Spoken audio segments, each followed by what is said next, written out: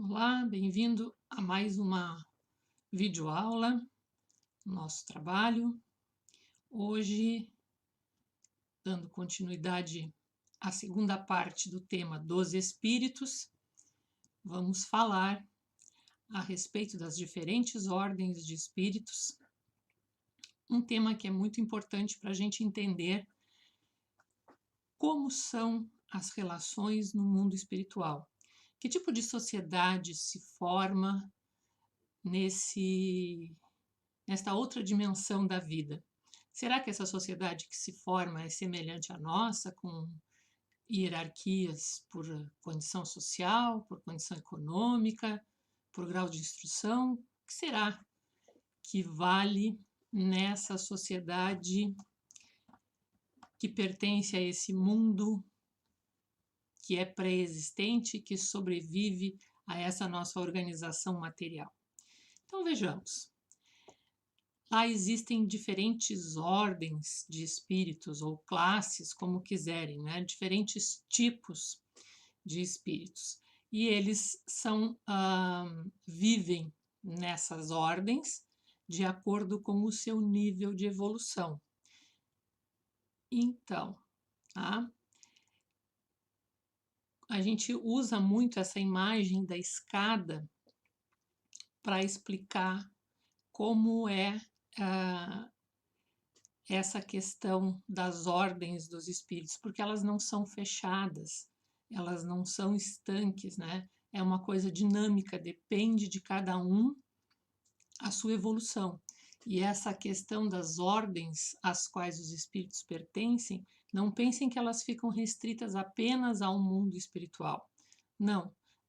Também vemos isso aqui no mundo material, e a trajetória de evolução, tanto na matéria quanto fora dela, participa do contexto para fazer com que a gente avance ou não nessas ordens de espíritos.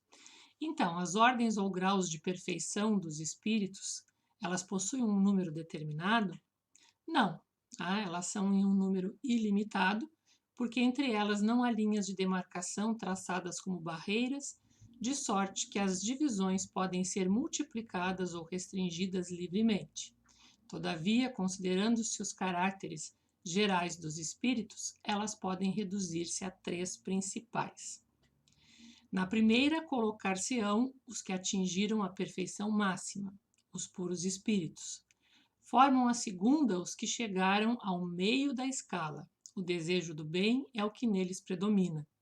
Pertencerão à terceira os que ainda se acham na parte inferior da escala, os chamados espíritos imperfeitos, nos quais vai predominar a ignorância, o desejo do mal e todas as más paixões que retardam o progresso, né? Que é justamente o que os caracteriza. Por isso, como eu falei antes, a gente usa muito essa imagem da escada e o subir a escada, indo desde esses níveis de imperfeição, né, até se chegar à condição de espíritos puros, até a gente atingir o objetivo. Então, os espíritos da segunda ordem, para os quais o bem constitui a preocupação dominante, têm o poder de praticá-lo? Cada um deles dispõe desse poder de acordo com o grau de perfeição a que chegou. Assim, uns possuem a ciência, outros a sabedoria e a bondade, todos, porém, ainda têm provas a suportar. Então, isso é algumas coisinhas importantes nessa resposta, né? Primeiro, que todos podem fazer o bem, mas os espíritos dessa segunda ordem, eles têm características de personalidade, de interesses, né, que vão, ora, pender mais, né, para o lado da ciência, ora para a sabedoria, ora para a bondade, tá? E a gente vai esmiuçar eles daqui a pouquinho.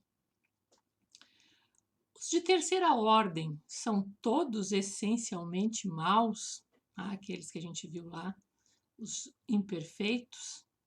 Não, né? A gente vai ver que o que predomina é a ignorância. Ignorância no sentido literal da palavra, de não conhecer, de ignorar, de não saber, tá? Não é no sentido popular ou pejorativo, é no sentido de não saber, de ignorar porque desconhece. Então, eles não são todos essencialmente maus, né? Uns há que não fazem nem o bem nem o mal, outros, ao contrário, se comprazem no mal e ficam satisfeitos quando se lhes depara a ocasião de praticá-lo. Há também os levianos ou estouvados, mais perturbadores do que malignos, que se comprazem antes na malícia do que na malvadez e cujo prazer consiste em mistificar e causar pequenas contradições de que se riem. Observem que essa escala ela trata de características de personalidades. Ela vai ser muito importante, na verdade, Kardec vai usar logo a seguir uma expressão dizendo que ela é a chave para o conhecimento espírita, porque ela vai permitir que a gente desvende com que tipo de espírito nós estamos lidando, né? Então, a gente precisa conhecer bem essa escala, porque ela vai nos possibilitar formar rapidamente uma noção a respeito de com que tipo de pessoa eu estou lidando. E estou usando a expressão pessoa porque realmente, tanto se eu estiver lidando com um espírito desencarnado, eu vou poder usar essa escala, né, para saber com quem eu estou, com que tipo de pessoa eu estou me relacionando, assim como também eu posso tranquilamente empregar essas informações no meu dia a dia aqui da matéria, identificando alguns comportamentos em pessoas com as quais eu convivo, com as quais eu venho a ter algum tipo de relacionamento, de negócio ou de amizade, e saber em que nível de evolução nos encontramos. Eu sempre faço uma proposta de que a gente, antes de seguir nessa leitura, antes de seguir no vídeo, você pegue o livro, faça uma leitura dessas questões, ou procure na internet o texto, faça uma leitura das questões e procure ver em qual você se enquadra. Use isso como uma ferramenta de autoconhecimento, né? Leia, veja as características e veja em qual você se enquadra. Tá bem? A resposta é sua, tá bom? Depois a gente confere, você confere no final. Então, essa escala espírita, né, ela é uma classificação, como nós já falamos, ela vai ser baseada no grau de evolução de cada espírito, né, nas qualidades que já foram adquiridas e também nas imperfeições, ou seja, naquilo que nós ainda temos embrionário, que precisa ser desenvolvido, melhorado, para que a gente possa evoluir e se porventura ao longo das nossas experiências a gente adquiriu também vícios, esses também temos que nos despojar deles, né? Então, é baseado, como eu falei já antes, né, em características de personalidades. Ela não é absoluta, né? Ela tem fins didáticos, então a gente pode, de repente, enquadrar, por exemplo, na 10ª classe e na 8ª algumas características. Tem essa aqui da 10ª, mas tem a maioria da 8ª. Entendem? Não são estanques, não são fechadas. A gente pode ter, né, características de uma determinada classe e várias de outras. Elas estão ainda misturadas em nós, mas para fins de estudo é interessante que a gente tenha uma visão, né, então, daquilo que predomina mais ou menos em cada uma, é o que está posto nesse texto. Esse texto foi elaborado por Kardec, é ele o autor, né? No entanto, ele discutiu esse texto com os espíritos, né? Como foi seu hábito de trabalho, e, portanto, vocês devem ver, né, ao longo do texto que há algumas partes em que ele fala, né, que os espíritos, alguns podem ter divergências de pensamento com relação a essa escala, mas que, no geral, eles estão de acordo. Tá? Então, ela não é absoluta. Apenas no seu conjunto, cada categoria apresenta caráter definido. De um grau a outro, a transição é insensível e nos limites extremos os matizes se apagam, como nos reinos da natureza, como nas cores do arco-íris, ou também como nos diferentes períodos da vida do homem. O propósito é didático e ele ser confortável para que a gente compreenda, né? Os espíritos nenhuma importância ligam ao que é puramente convencional, né? Aos espíritos superiores. Eles não se importam com essas divisões, né? Com essas questões todas que nós muitas vezes damos tanta importância, né? de classificação, de classes, de estratificação e tantas outras que se ligam às convenções do dia a dia. Isso para eles não importa. O que interessa é o pensamento, né? O pensamento é tudo, e a gente vai repetir essa frase que é quase um mantra em vários assuntos aqui do nosso estudo. Deixam-nos a forma, a escolha dos termos, as classificações, numa palavra, os sistemas. Então, desde que nós aqui nos entendamos e que isto seja confortável ao nosso aprendizado, os espíritos estão de acordo. Uma coisa muito importante também nesse texto da escala espírita é que frequentemente as pessoas pensam que os seres espirituais sabem tudo, que desencarnou e ele é capaz de dizer passado, presente e futuro, que ele sabe o que nós ainda não sabemos aqui na Terra. E isso faz com que as pessoas sejam muitas vezes vítimas de pessoas com menos ética, né, que acabam se aproveitando dessa crença até para tirar vantagem realmente financeira ou de influência, de qualquer outro matiz. Mas aqui, quando Kardec nos chama a atenção para estudarmos essa escala, é justamente porque a gente, sabendo qual é o nível de evolução, qual é o grau em que cada espírito se encontra, a primeira coisa que nós vamos descobrir é que não é por ser espírito que o ser sabe tudo. Não é porque ele está desencarnado que ele compreende passado, presente e futuro, ou que ele entende todos os mistérios que possam haver na vida.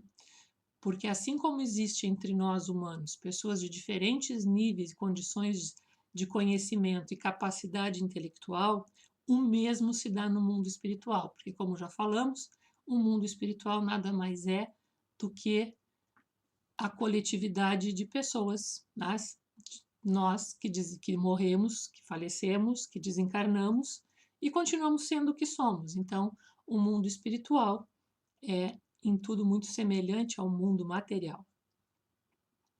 Entre os espíritos, do mesmo modo que entre os homens, há os muito ignorantes, de maneira que nunca serão demais as cautelas que se tomem contra a tendência de crer que, por serem espíritos, todos devam tudo saber.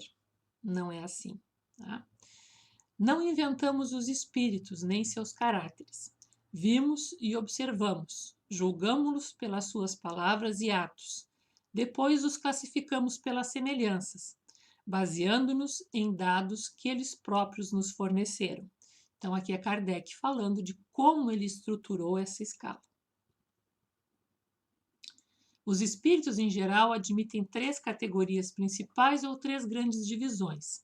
Só nos restava pôr em relevo, mediante subdivisões, em número suficiente, os principais matizes do conjunto. Foi o que fizemos com o concurso dos espíritos, cujas benévolas instruções jamais nos faltaram.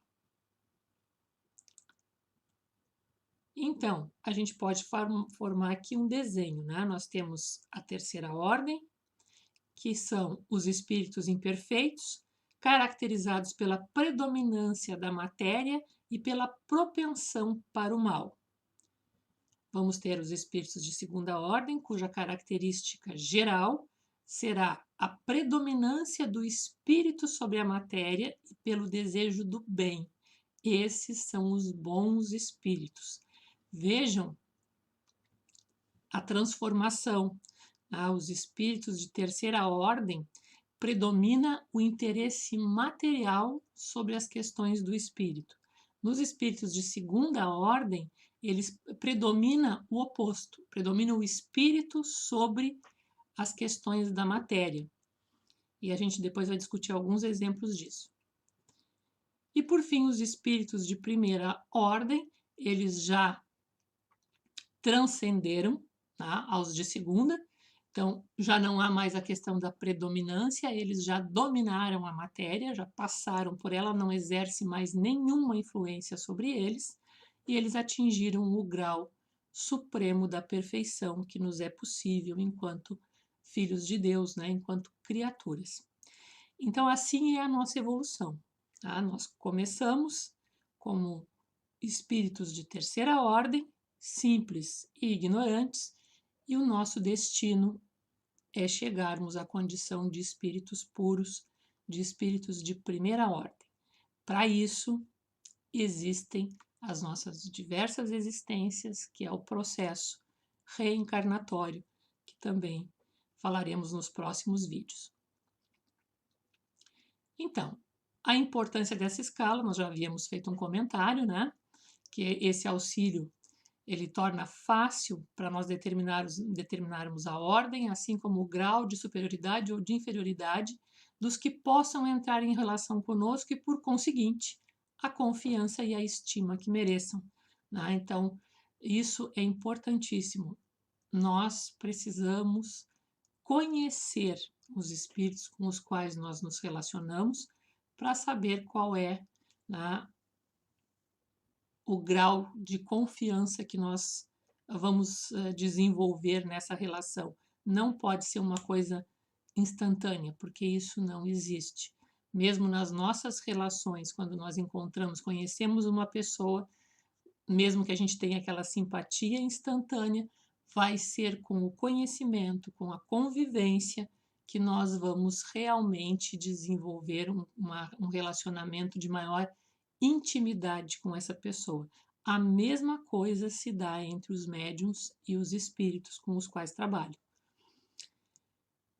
É, de certo modo, a chave da ciência espírita, porquanto só ele pode explicar as anomalias que as comunicações apresentam, esclarecendo-nos acerca das desigualdades intelectuais e morais dos espíritos.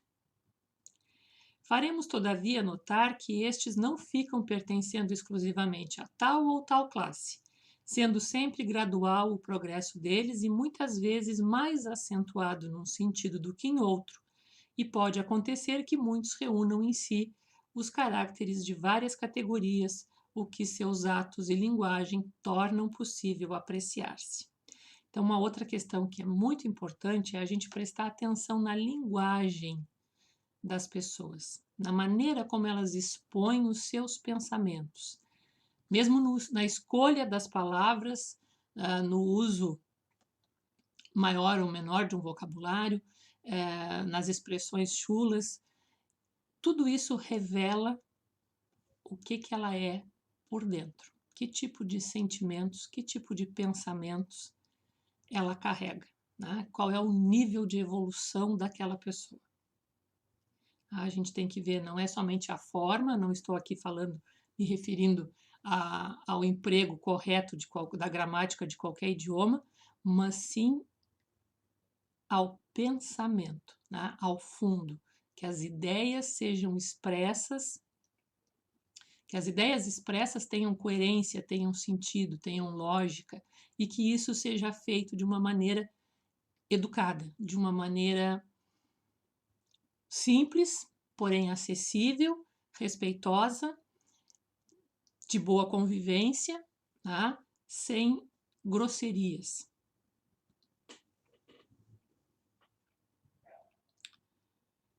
Então, esses espíritos de terceira ordem, vamos começar pelos chamados espíritos imperfeitos, né? São aqueles caracterizados pela predominância da matéria sobre o espírito e pela propensão para o mal.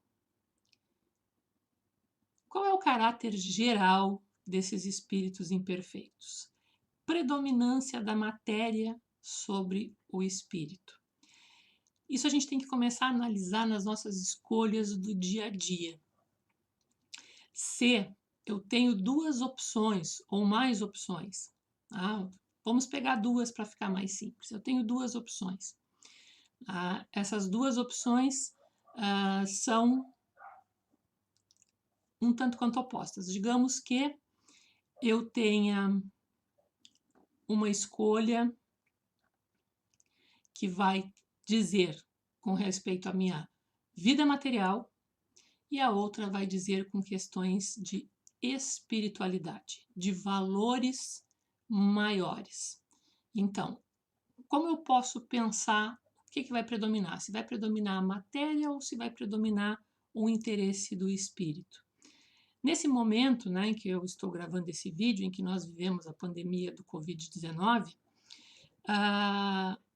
nós temos um exemplo muito característico disso. Tá? Qual está sendo a minha maior preocupação nesse momento? A vida e a saúde ou os prejuízos econômicos que todos teremos? Aí eu posso ter uma noção, né, do que predomina. Se aquele valor maior, que é um valor de fundo espiritual, ou aquelas questões que dizem mais com relação ao espírito. Uma outra hipótese. Que tipo de pessoa eu vou escolher, né, para um relacionamento? Eu vou escolher pela aparência física, pela beleza do corpo, ou eu vou procurar inteligência, bons sentimentos, simpatia? Conforme as minhas respostas a essas questões que eu estou dando de maneira com uma questão exemplificativa, tá? Nós podemos ver o que predomina, né? Se predomina a matéria ou se predomina o espírito. Uma outra questão também que a gente pode ver isso. Eu tenho 2 filmes para escolher. Tá? Vamos pensar, eu posso escolher um filme de ação ou eu posso escolher a biografia de uma pessoa ilustre que vá me trazer lições para reflexão. Qual eu escolho? Tá? Então, para vocês entenderem, quando a gente fala em predominância da matéria sobre o espírito, é isso, né? Sempre vai ser o interesse dessas coisas mais realmente ligadas à vida física, né? À vida material, do que as questões do espírito, que são as questões da inteligência, as questões da emoção, dos valores. Propensão para o mal. Sabe quando a gente está assistindo aquela novela e tem um personagem, ou a gente está lendo um livro e tem um personagem que a gente desconfia que ele já tenha matado muitas pessoas, mas ele nos atrai, ele de alguma maneira nos encanta, mesmo que nos irrite em alguns pontos, e em uma determinada situação a gente torce para que ele mate um outro personagem. Isso revela um pouquinho dessa propensão para o mal, porque eu estou me afinizando com alguém que irá fazer algo ruim. Então, se eu tenho essa identidade, é porque existe uma propensão, eu consigo ver nos outros aquilo que eu também tenho dentro de mim. Tá? Então, essa propensão para o mal, nem sempre eu vou fazer o mal, mas tá? Se há uma tendência. Então, até mesmo com o uso da língua se vê isso muito facilmente, né? Então, a gente está conversando e, de repente, quando vê o assunto descamba a falar-se de alguém, a falar mal de alguém, né? Isso é uma propensão para o mal, né? Por que nós não paramos ali e trocamos o assunto? Mas se de alguma maneira vai. são as nossas tendências ainda. Então, esses espíritos também vão apresentar ignorância, orgulho, né? Que o orgulho é essa coisa que a pessoa não se enxerga bem, ela tem de si mesma uma visão extremamente exagerada, né? Ela se acha mais do que efetivamente é. O egoísmo de crer que somos o centro de tudo, né? Que todas as coisas giram em torno de nós e nada é mais importante, quer dizer, a vida ao redor do nosso umbigo. E todas as paixões que são consequentes à ignorância, ao orgulho, ao egoísmo, né? Que aí vão proliferar e a gente vai falar mais sobre elas mais adiante no nosso estudo. Tem a intuição de Deus, mas não o compreendem. Então é aquela ideia, Deus é uma energia, Deus é uma coisa boa, Deus é algo que quando eu preciso eu busco, mas eu não paro e penso a respeito de Deus, eu não procuro ver, né, onde estão as suas leis. Aliás, para muitas pessoas isso nem é conhecido. É apenas uma coisa vaga, né, muitas vezes muito exteriorizada, né? Então é aquela pessoa que ela precisa ir a algum templo de qualquer religião para orar, ela não tem essa espiritualidade, esse relacionamento com Deus mais livre, né? Porque ela tem apenas uma intuição, ela não compreende. Nem todos são essencialmente mal, como já dissemos, em alguns há mais leviandade, irreflexão e malícia do que verdadeiramente maldade. Frívolos, né? Uns não fazem o bem nem o mal, mas pelo simples fato de não fazerem o bem já denotam a sua inferioridade.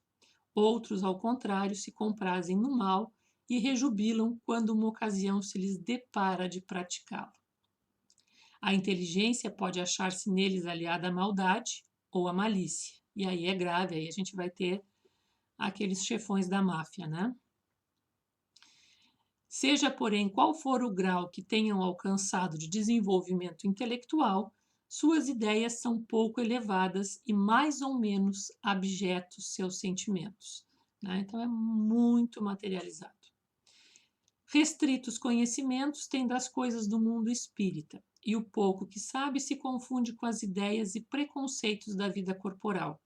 Então, quando se conversa com um espírito com essas características, a gente vai observar que ele tem realmente muito pouco conhecimento das questões espíritas, né, do mundo espírita, e que ele vai reproduzir tal qual os preconceitos que vivenciou enquanto estava aqui na matéria, que continuam sendo, né, o seu grande interesse. Aliás, muitas vezes continuam mesmo vivenciando situações por aqui mesmo, as mesmas que viveram, acompanhando pessoas que nelas se comprazem. Não nos podem dar mais do que noções errôneas e incompletas. Entretanto, nas suas comunicações, mesmo imperfeitas, o observador atento encontra a confirmação das grandes verdades ensinadas pelos espíritos superiores. Ou seja, a gente vai ver a sobrevivência da alma, a gente vai ver a existência de um mundo espiritual e a questão da lei de evolução, que ele vai nos mostrar o nível em que se encontra, entre outras, né? Estou só dando como exemplo.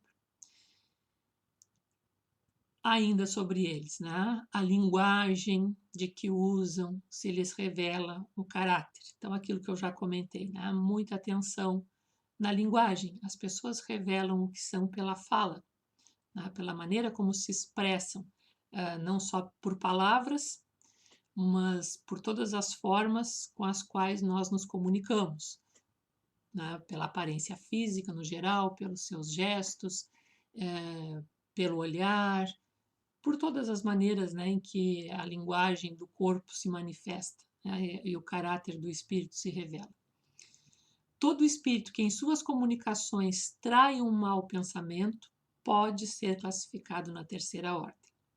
Conseguintemente, todo mau pensamento que nos é sugerido vem de um espírito desta ordem, né, quando num contato mediúnico ou quando alguém identifica que esteja sofrendo algum tipo de influência espiritual. Se houver pensamentos ruins, né, ligados àquelas características que nós enumeramos antes, isso já dá a noção de que o espírito com o qual nós estamos nos relacionando é um espírito ainda imperfeito. Eles veem a felicidade dos bons e esse espetáculo lhes constitui incessante tormento, porque os faz experimentar todas as angústias que a inveja e o ciúme podem causar. E inveja e ciúme são duas coisas que corroem a pessoa, não tiram completamente o sossego, causam realmente essa angústia profunda, porque a pessoa vive uma insatisfação e uma insegurança com o que tem, sempre olhando aquilo que não tem, aquilo que falta e que outro possui. Conservam a lembrança e a percepção dos sofrimentos da vida corpórea e essa impressão é muitas vezes mais penosa do que a realidade. Então, muitas vezes as pessoas se surpreendem quando os espíritos reclamam que estão com frio, que sentem fome, ou ficam surpresas quando se diz que muitas vezes nos vícios a pessoa não está sozinha, nos vícios materiais, no álcool, nas drogas, no cigarro, que muitas vezes, no sexo, no exagero, na comida, no exagero, que muitas vezes espíritos podem estar potencializando as suas vontades. Por quê?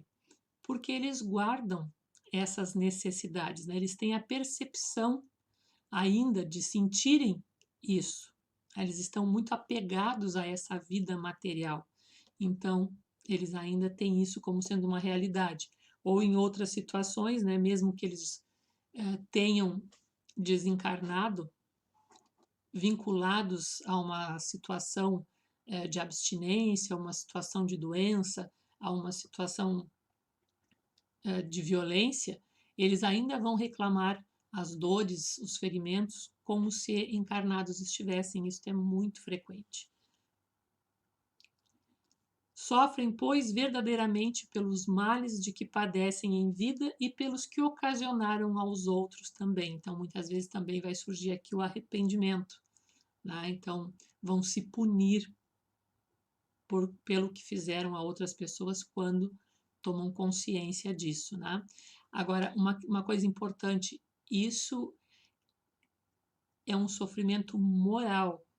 O espírito não sangra, se fosse um caso de ferimento, um espírito não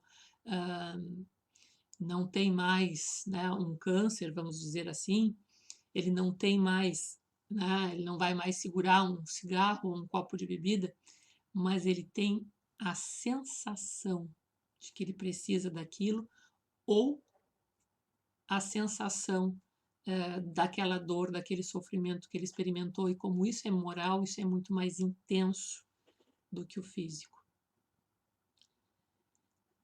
Esses espíritos imperfeitos, que compõem a terceira ordem, eles são subdivididos em 5 classes. Os espíritos impuros, os espíritos levianos, os espíritos pseudo-sábios, os neutros e os espíritos batedores. Então, vamos ver o que são os espíritos impuros. Dentro daquelas características gerais todas dos imperfeitos, vamos ver aqueles que são chamados os impuros, os que estão na base da pirâmide. São inclinados ao mal, de que fazem objeto das suas preocupações. Então, eles são devotados a isso, a vida deles é essa. Como espíritos, dão conselhos pérfidos, sopram a discórdia e a desconfiança e se mascaram de todas as maneiras para melhor enganar.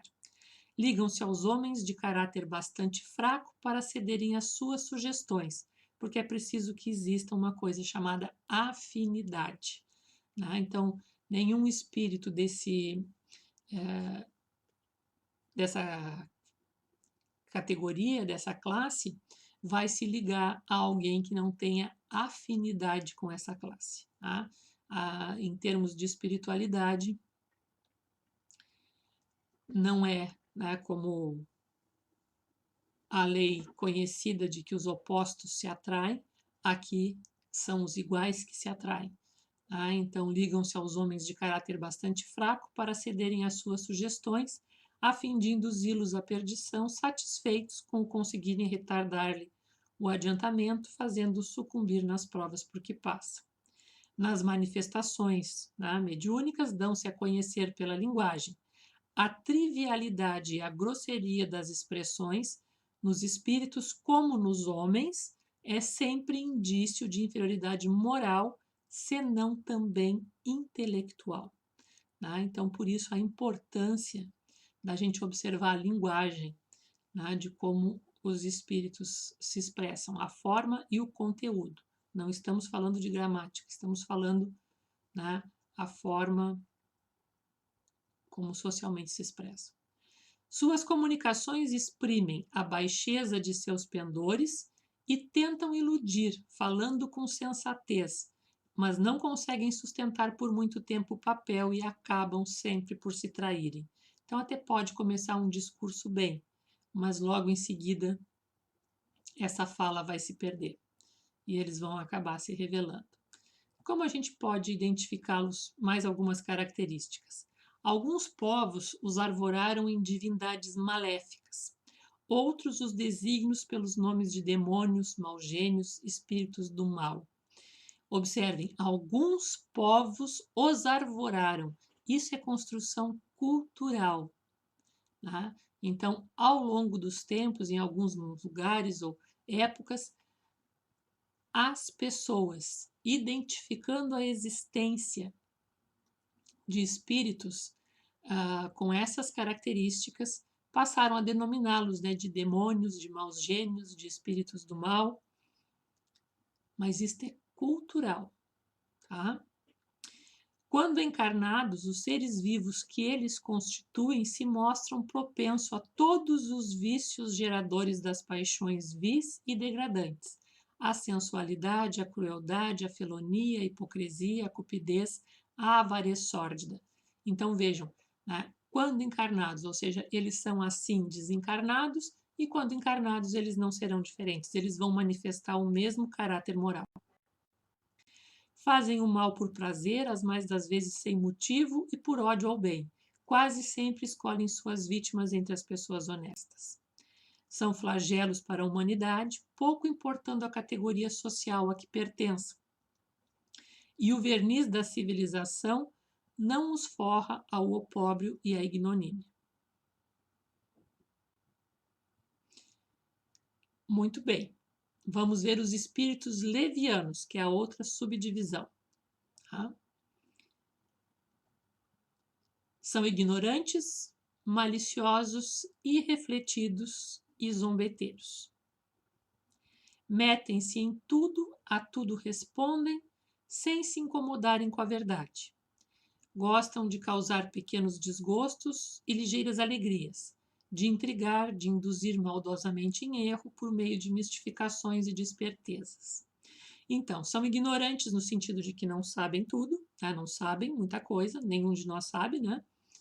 Mas esses espíritos, alguns podem até saber menos do que muitas pessoas encarnadas. A malícia, tá? A irreflexão, ou seja, tá? Uma inconsequência, não tem um pensamento mais profundo, mais elaborado, é muito raso do chão. E a zombaria, né? Estão sempre debochando, metem-se em tudo. Isso é muito importante. Tá? A tudo respondem. A gente encontra muitas pessoas assim também, né? Vou sempre enfatizar isso. Nós vamos encontrar espíritos e nós vamos encontrar espíritos encarnados com essas mesmas características. Então, aquelas pessoas que se metem em tudo, dão palpite à torto e direito, muitas vezes nem sequer são chamadas a palpitar, mas palpitam. Tá? O que se perguntar, elas respondem. Tá? Também não se importando se aquela resposta tem algum fundamento ou não tem nenhum. Tá? Eu acho que é assim, sem ter realmente preocupação de que aquela informação vai repercutir na vida da pessoa, né, da outra pessoa. Então não tem nenhuma responsabilidade com as suas orientações, com as suas informações. São espíritos que, para eles, tanto faz, eles estão respondendo. Poderão até dizer assim, eu não sei, mas acho, e depois do que eu digo não sei tem que ser ponto. Se eu não sei, é ponto. Qualquer coisa que eu disser depois está sendo completamente leviano, porque eu já declarei que não sabia. Gostam de causar pequenos desgostos e ligeiras alegrias, então, tanto para o bem quanto para o mal, de intrigas, de induzir maldosamente em erro, por meio de mistificações e de espertezas, fazer-se passar por quem não é. A essa classe pertencem os espíritos vulgarmente tratados como duendes, trasgos, gnomos, diabretes. Aqui uma coisa importante. Novamente, nós temos aqui uma questão cultural. Lembrem-se que o Livro dos Espíritos foi publicado em 1857, em Paris, França. Então, esses elementos duendes, trasgos, gnomos, diabretes, são típicos da cultura europeia. Se nós fôssemos trazer isso para a nossa cultura brasileira, a gente poderia estar falando aqui de outros elementos da nossa cultura, tipo Saci Pererê, folclore. Acham-se sob a dependência dos espíritos superiores que muitas vezes os empregam como fazemos com nossos servidores. Só voltando, como eu falei da questão do Saci Pererê, isso é um nome, assim como eles deram o nome duendes, trasgos, gnomos, não são seres diferenciados criados na natureza, não, são espíritos que estão dentro de uma jornada evolutiva, que no momento são levianos, são irrefletidos, são brincalhões, algumas pessoas até se divertem com eles, mas eles não têm conteúdo, eles são vazios ainda. Quando não, maldosos no sentido de não terem responsabilidade, ficarem dizendo qualquer coisa sem compromisso, como eu já havia falado. Então, culturalmente, deram-lhe nomes, os duendes, os gnomos, mas não quer dizer que eles existam com esta forma. Assim como eu coloquei que, trazendo para a nossa cultura, nós iríamos identificá-los com elementos da nossa tradição. Em suas comunicações com os homens, a linguagem de que se serve é a miúde espirituosa e faceta. Então, contam piadas, fazem gozação, mas quase sempre sem profundeza de ideias, porque não está na condição deles ainda poderem ter uma ideia um pouco mais profunda. Aproveitam-se das esquisitices e dos ridículos humanos e os apreciam, mordazes e satíricos. Se tomam nomes supostos, é mais por malícia do que por maldade. Então, ele pode muito bem lá dizer que ele é Sócrates, ou que ele é um importante cientista, um nome renomado, só que facilmente vai se ver que isso é uma fraude, que aquele nome é uma mentira, porque vai se observar essas outras características que não serão compatíveis com o conhecimento. Os espíritos pseudo-sábios. Como identificá-los? Pseudo quer dizer falso. Então, o falso sábio, aquele que parece, mas não é. Dispõe de conhecimentos bastante amplos, eles sabem alguma coisa, no entanto, ainda são muito orgulhosos, então eles creem que sabem mais do que realmente é o seu conhecimento. Tendo realizado alguns progressos sob diversos pontos de vista, a linguagem deles aparenta um cunho de serenidade, de natureza a iludir com respeito às suas capacidades e luzes. Então, a fala, a comunicação deles, muitas vezes é até bonita. A gente pode ver um texto de um espírito pseudo-sábio e o texto ser recheado de palavras como amor, fazer o bem, solidariedade, fraternidade, a superação dos momentos difíceis.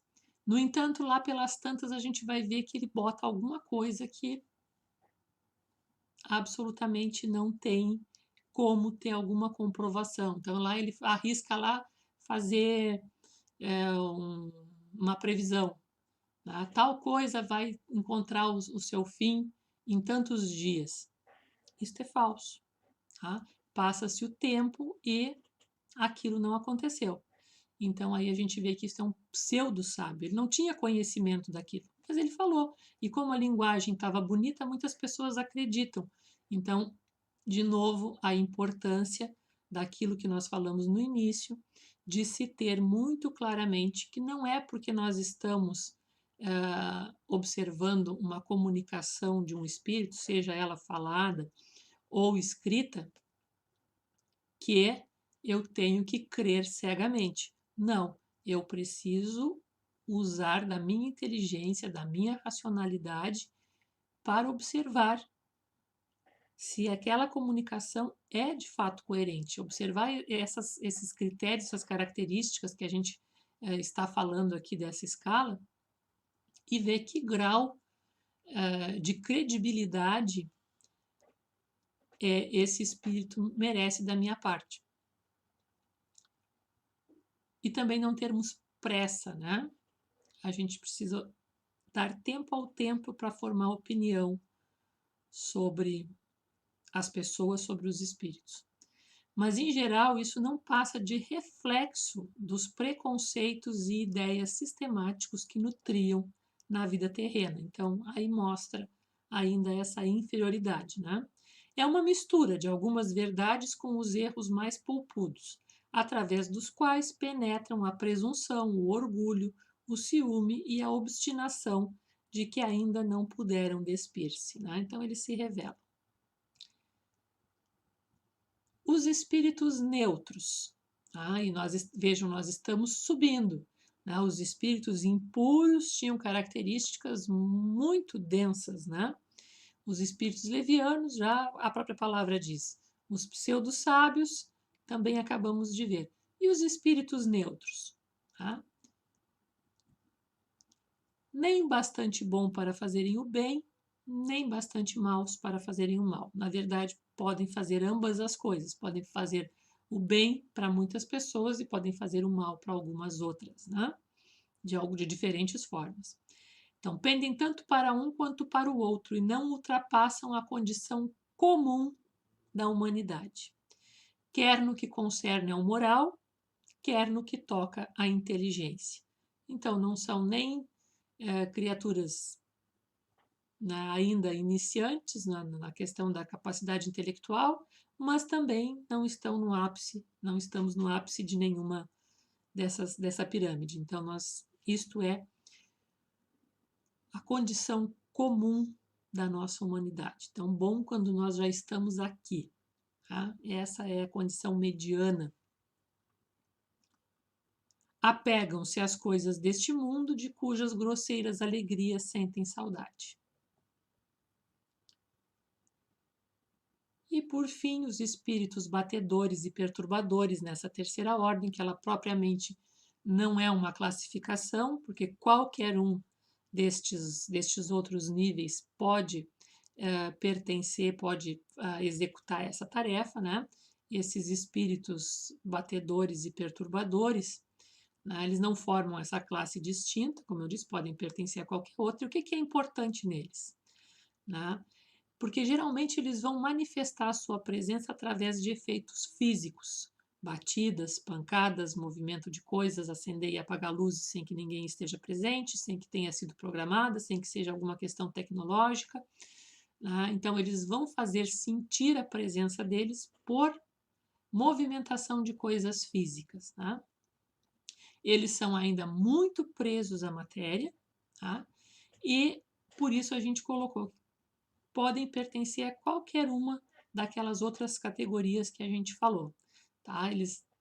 Então eles não são, não é propriamente assim, chegou à condição de espírito batedor, não. Qualquer um, né? Desde o espírito imperfeito até o neutro, do impuro até o neutro, qualquer um pode manifestar-se através desses efeitos físicos, certo? Ele somente está colocado aqui por causa daquela questão da classificação para fins de estudo. Vamos então para os espíritos de segunda ordem. Se caracterizam pela predominância do espírito sobre a matéria e pelo desejo do bem. São os bons espíritos, né? Então agora a gente vai ver a predominância do lado bom. A característica deles, né? Predomínio do espírito sobre a matéria, então sempre vão optar por aqueles valores imortais, por aquilo que não é transitório, por aquilo que é perene. Né? Pegando uma frase do Sócrates, em uma determinada situação no banquete, no livro Banquete, ele respondeu a um dos seus discípulos que a proposta que aquele discípulo estava fazendo para ele era como trocar ferro por ouro, e que ele não trocava ferro por ouro. Então, a questão da predominância do espírito sobre a matéria é exatamente essa, é conseguir ver o que é ouro, né, e não confundir esses valores imortais com as coisas da matéria, com as coisas pesadas, com o ferro. Né? É sempre escolher aquilo que é permanente, né? Que não é transitório, aquilo que é valor e não matéria.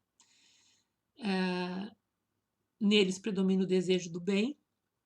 Suas qualidades e poderes para o bem estão em relação com o grau de adiantamento que hajam alcançado. Uns têm a ciência, outros a sabedoria e a bondade. Os mais evoluídos dentro dessa ordem reúnem o saber, as qualidades morais, que aí então serão os espíritos superiores. Não estando ainda completamente desmaterializados, conservam mais ou menos, conforme a categoria que ocupem, os traços da existência corporal, assim na forma da linguagem, como nos hábitos, entre os quais se descobrem mesmo algumas de suas manias. Então, são coisas triviais, não são coisas que são prejudiciais. São características, são coisas de caráter muito pessoal. Então, por exemplo, um espírito pode gostar das roupas do século XIX, por exemplo, e apresentar-se vestido com elas. É isso, né? Esses traços dessas coisas materiais são dessas coisas assim de menor importância. Ou, digamos que ele gostasse de um óculos, ele pode, né, manifestar-se apresentando-se com aquele óculos. O cheiro, né, um perfume, alguma coisa desse tipo. São coisas assim, né, próprias dos hábitos de cada um, que não vão interferir com ninguém. Né? São características das quais ainda não se desvencilharam, são gostos. Do outro modo, seriam espíritos perfeitos, né? Compreendem Deus e o infinito e já gozam da felicidade dos bons. São felizes pelo bem que fazem e pelo mal que impedem. O amor que os une lhes é fonte de inefável ventura, que não tem a perturbá-la nem a inveja, nem os remorsos, nem nenhuma das más paixões que constituem o tormento dos espíritos imperfeitos. Então, vejam, né, já é o oposto, né, das características dos espíritos imperfeitos. A gente vê que já houve, né, no caminhar da imperfeição até chegar à condição de bons espíritos, já houve muita coisa que se transformou, né? Muita coisa que estava latente que se desenvolveu. Todos, entretanto, ainda têm que passar por provas até que atinjam a perfeição.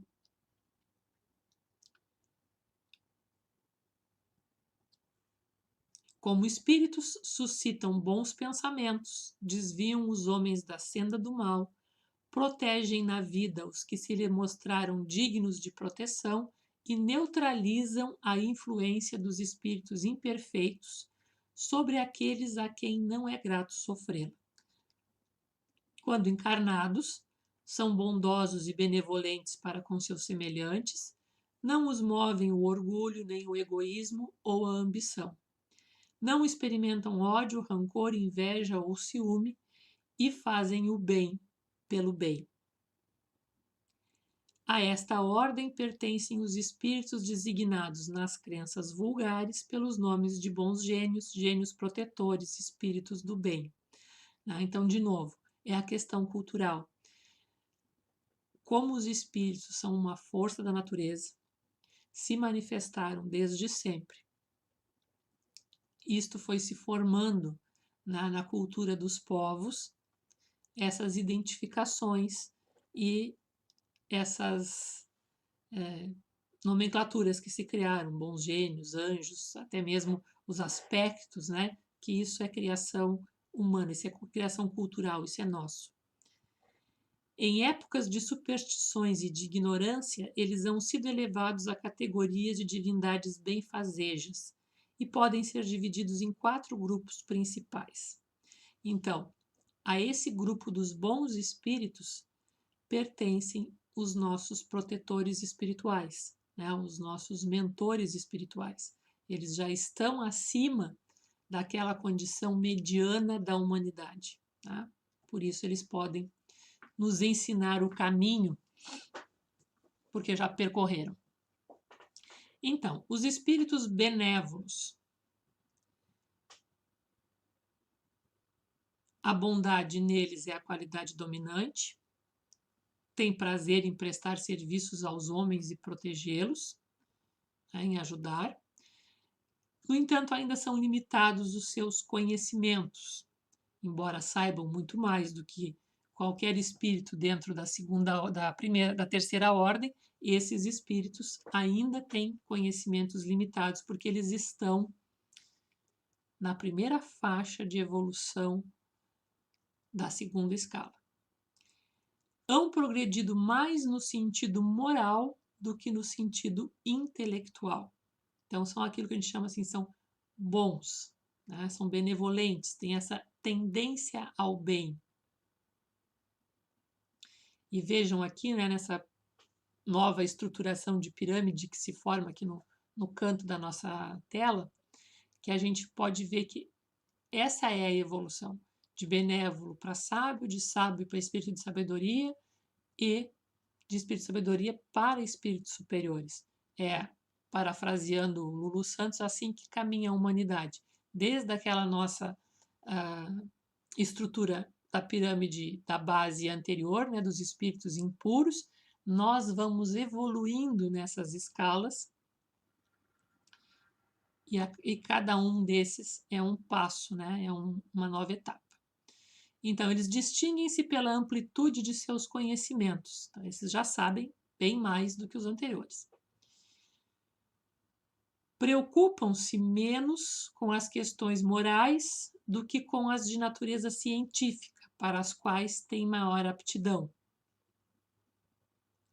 Entretanto, só encaram a ciência do ponto de vista da sua utilidade e jamais dominados por quaisquer paixões próprias dos espíritos imperfeitos.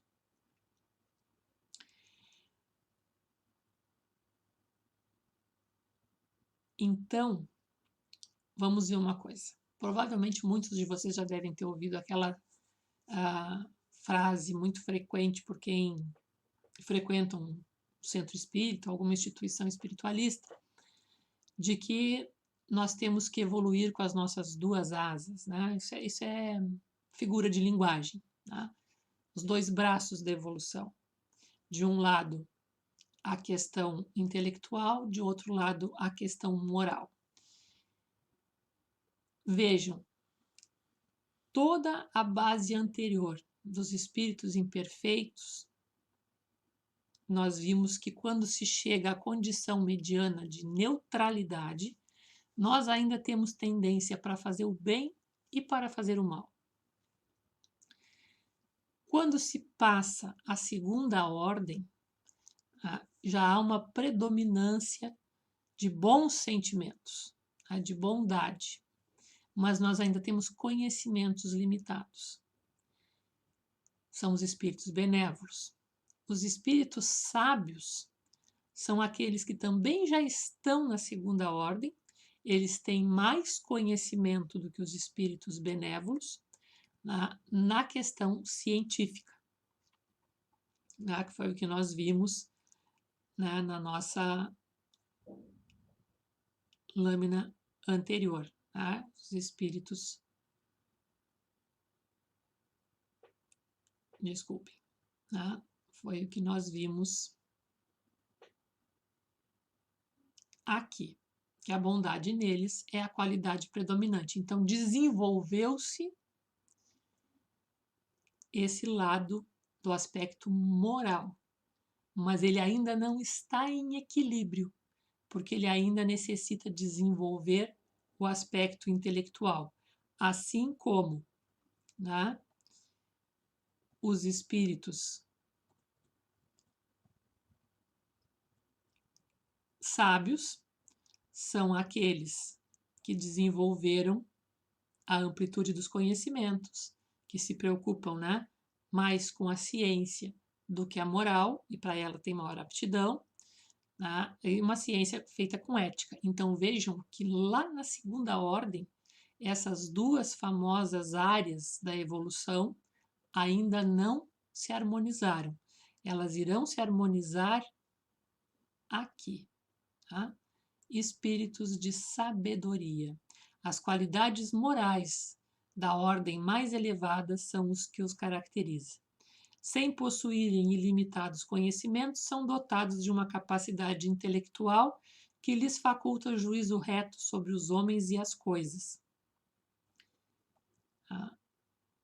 E os espíritos superiores reúnem a ciência, a sabedoria e a bondade. Da linguagem que empregam se exala sempre a benevolência. É uma linguagem invariavelmente digna, elevada e muitas vezes sublime. Sua superioridade os torna mais aptos do que os outros a nos darem noções exatas sobre as coisas do mundo incorpóreo, dentro dos limites que lhe é permitido ao homem saber. Comunicam-se complacentemente com os que procuram de boa fé a verdade e cuja alma já está bastante desprendida das ligações terrenas para compreendê-la. Afastam-se, porém, daqueles a quem só a curiosidade impele, ou que, por influência da matéria, fogem à prática do bem. Então, relacionar-se com espíritos superiores exige que seja por interesse de aprendizado, seja por interesse de realmente se colocar na condição de aluno, na condição de aprendiz. Não é por curiosidade. Nenhum espírito superior vai se prestar a fazer previsões sobre o que vai acontecer daqui 2 anos, daqui 3 anos, ou amanhã, ou se eu vou ganhar essa ou aquela coisa, se alguém vai ou não casar.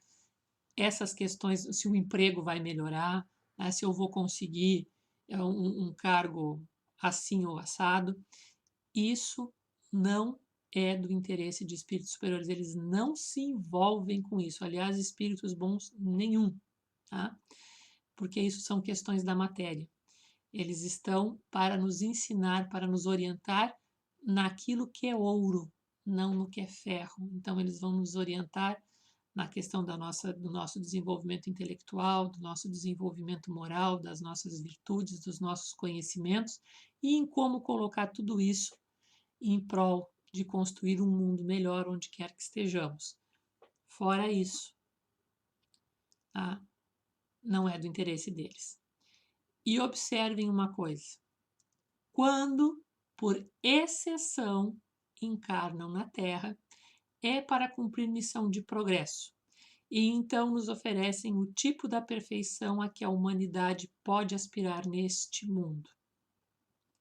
Esses espíritos já não estão mais sujeitos ao ciclo de reencarnações. Eles já atingiram um nível de evolução em que não necessitam mais de reencarnar, seja na Terra, seja em outros mundos superiores à Terra. Eles já conquistaram o domínio e a total libertação das questões da matéria. Tudo que a matéria podia oferecer em termos de aprendizado, eles já recolheram, tá? Tanto científico quanto moral, né? Tanto intelectual quanto no aspecto moral. Portanto, eles já não reencarnam, eles somente reencarnarão para cumprir uma missão de progresso, né? Para trazer à Terra mais evolução, para puxar essas áreas nas quais eles têm o pleno domínio, seja, então vão reencarnar em grandes missões humanitárias, né? Dando exemplos para que a gente siga, exemplos de valores, né? Exemplos de pessoas voltadas ao bem social, ou, né, cientistas ajudando a promover o nosso avanço nessa área, tá? E os espíritos de primeira ordem são aqueles espíritos puros, né, que atingiram o grau supremo da perfeição. Vejam, as características deles já estão absolutamente harmonizadas, integradas. A personalidade deles é una. Já não há mais tantas distinções quantas dos espíritos da terceira ordem, que nós vimos que cada uma daquelas subdivisões, subclasses, né, haviam ali inúmeras características de personalidade e as mudanças iam sendo gradativas. Depois nós vimos na segunda ordem, que aí já se resumiam a 3 grandes, né, características: a benevolência, os espíritos sábios e os espíritos de sabedoria, que reuniam essas 3 características, tornando-se espíritos superiores a seguir, e os espíritos puros, que já têm, então, o passo seguinte, e eles já têm essa personalidade totalmente integrada no bem, no amor, o domínio, todo o desenvolvimento intelectual possível à nossa condição e todo o desenvolvimento moral possível à nossa condição. A matéria não exerce mais nenhuma influência sobre eles, né? A sua superioridade intelectual e moral é absoluta em relação aos anteriores e, portanto, eles têm uma classe única, né? Os espíritos que a compõem percorreram todos os graus da escala e se despojaram de todas as impurezas da matéria, tendo alcançado a soma da perfeição de que é suscetível a criatura. Não tem mais que sofrer nem provas, nem expiações, tá? Não estando mais sujeitos à reencarnação em corpos perecíveis, realizam a vida eterna no seio de Deus. Então, a gente viu que na terceira ordem, obviamente, nós necessitaremos reencarnar muitas e muitas vezes. Na segunda ordem, nós reencarnaremos até chegarmos à condição de espíritos superiores, porque aí esses espíritos já reencarnarão na Terra somente em missão. E os espíritos da primeira classe, classe única, eles já não mais estão sujeitos a reencarnar na Terra. Nem a Terra, nem em nenhum outro mundo, né? Eles vivem realmente somente na vida espiritual. Gozam de inalterável felicidade, porque não se acham submetidos às necessidades nem às vicissitudes da vida material. Essa felicidade, porém, não é a ociosidade monótona a transcorrer perpétua contemplação. Eles são os mensageiros e os ministros de Deus, cujas ordens executam para a manutenção da harmonia universal. Comandam a todos os espíritos que lhes são inferiores, auxiliam-nos na obra de seu aperfeiçoamento e lhes designam as suas missões: assistir os homens nas suas aflições, concitá-los ao bem e à expiação das faltas que os conservam distanciados da suprema felicidade, constitui para eles ocupação gratíssima. São designados às vezes pelos nomes de anjos, arcanjos ou serafins. Novamente a questão da referência cultural a esses espíritos, né? Podem os homens pôr-se em comunicações com eles, mas extremamente presunçoso seria aquele que pretendesse tê-los constantemente às suas ordens. Então, comunicações mediúnicas de espíritos de primeira classe são bastante raras. Então, vamos à nossa pirâmide, né? Os espíritos impuros, os espíritos levianos, os pseudo-sábios, os espíritos neutros, os espíritos batedores. Essa é a terceira ordem. Vejam todas aquelas diferentes características de personalidade que aqui abunda, né? Esses espíritos têm N características, né? Não tem outra expressão mesmo, né? Vou me repetir. São características de personalidade mesmo, são traços, muitos. Depois nós vamos ter na segunda ordem os espíritos benévolos, os espíritos sábios e os espíritos de sabedoria. E aqui nós já estamos a caminho de uma unidade. A gente já viu que nestes aqui os traços de personalidade, além de tenderem completamente ao bem, eles já são bem mais harmônicos, bem mais equilibrados. Os espíritos superiores, né, o ápice da segunda ordem, e aí os espíritos puros, aqueles que já construíram a sua evolução e harmonizaram integralmente, né, todos os traços, toda a sua personalidade com as leis divinas, né? Então, conquistaram a evolução. E aí nós vamos falar sobre como se dá essa conquista no nosso próximo vídeo. Eu aguardo vocês, espero que tenham gostado e que continuem aí no nosso canal, divulgando aos amigos que se interessam pelo tema. Até breve!